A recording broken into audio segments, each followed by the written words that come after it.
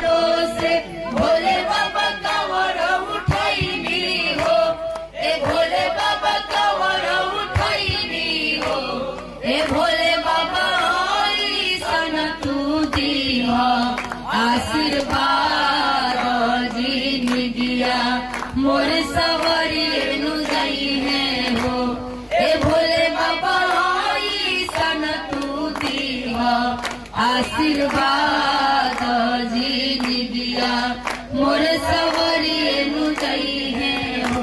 तोहरे दुआरिया छोड़ के कतही न जाइबो हो, ए भोले बाबा कतही न जाइबो हो।